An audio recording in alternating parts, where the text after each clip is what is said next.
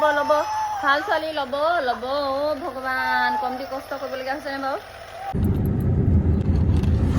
নেকান্দিবা ভাইটি নেকান্দিবা আমি এতিয়া যাম ডক্টৰৰ ওচৰলৈ যাম দেই ভাইটি গা বহুত বেয়া কেনেকৈ কান্দিছে দেখিছেনে তাই মানে একদম মাতটো ওলোৱাই নাই কালিৰ পৰা নাকান্দে আমি এতিয়া যাম দেই ডক্টৰৰ ওচৰলৈ বহুত একদম গা বেয়া হৈছে তাই ছোৱালীজনীও উল্টাকৈ পিন্ধাই দিছোঁ মই দেখিছেনে বাৰুখন এবাৰ অনুভৱৰ হ'ল তাৰপিছতে এতিয়া এই আকৌ মোৰো গা বেয়া বহুত বেয়া মানে ময়ো ডক্টৰক দেখাই আহিব লাগিব নাকান্দে আহা এই চাওকচোন কেনেকৈ কান্দিছে একদম মানে কলিজাজনী নাকৰ পানী চকু পানী ওলাই গৈছে মানে কি হ'ল হ'ব আমি এতিয়া যাম দেই যাওঁ এতিয়া ডক্টৰ যাবগৈ এতিয়া বোলে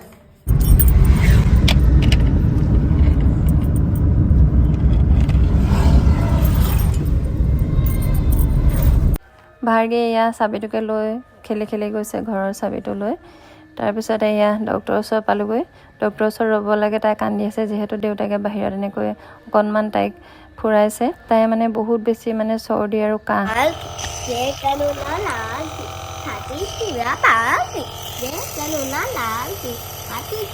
আৰু এইফালে ঘৰলৈ আহিলোঁ আহি তাইক গেছ দিব লৈছোঁ আৰু ককায়েকে মানে তাইক এনেকৈ নচুৱাই গেছ দিব লগা হৈছে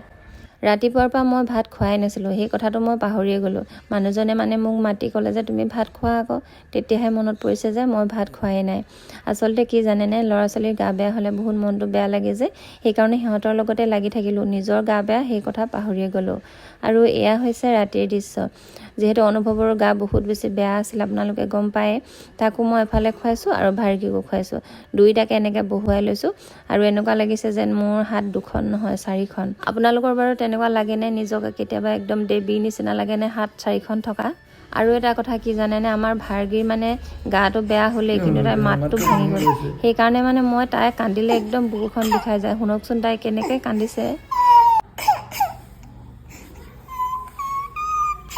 ভাৰ্গীয়ে সাৰ পাই থাকিলে গেছ নলয় সেইকাৰণে তাইক খুৱাই ল'লোঁ খোৱাৰ পাছতে এতিয়া মই গেছটো দি আছোঁ মানে নেবুলাইজ কৰি আছোঁ আপোনালোকৰ যেতিয়া ল'ৰা ছোৱালীৰ বেমাৰ হয় তেতিয়া কি অনুভৱ হয় বাৰু আপোনালোকৰ নিজৰ মালৈ মনত পৰেনে আমাকোতো মায়ে এনেকৈ ডাঙৰ কৰিছিলে হয়নে নহয় বাৰু আমি যেতিয়া গাভৰু হৈ আছিলোঁ সৰু হৈ আছিলোঁ কান্দি কান্দি যাওঁ মাৰ ওচৰলৈ আৰু মায়ে নিজৰ সকলো দুখ পাহৰি আমাক চোৱা চিতা কৰে হয়নে নহয় বাৰু এতিয়া আকৌ আমি সেইবোৰ কৰিছোঁ এয়াই জীৱন সকলো ঘূৰি থাকিব